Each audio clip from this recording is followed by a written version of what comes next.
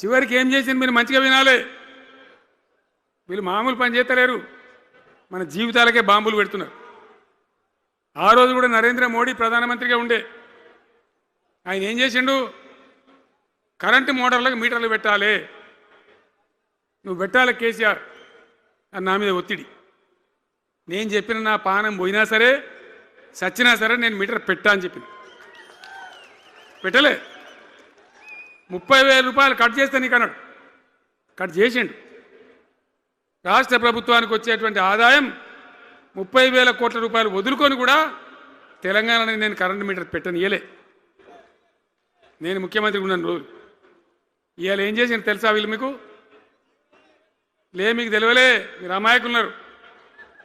ఢిల్లీకి పోయి ఒప్పుకున్నారు. ఒప్పుకొని ఏం చేశాను, అయ్యా బాంచని మీటర్లు పెడతాము, మాకు ఆ పైసలు ఇయ్యండి, కేసీఆర్ వద్దన్నారు కదా మేము తీసుకుంటాం అని ఆ డబ్బు తీసుకొని వీళ్ళే ఈ గవర్నమెంట్ పోయి సంతకం పెట్టి ఇప్పుడు మొదలైతే ఇక ఇప్పుడు వస్తాయి మీటర్లు. ఎదుర్కొందామా? మీటర్ల ఎదురుపాటును యుద్ధం చేద్దామా? కొట్లాడదామా?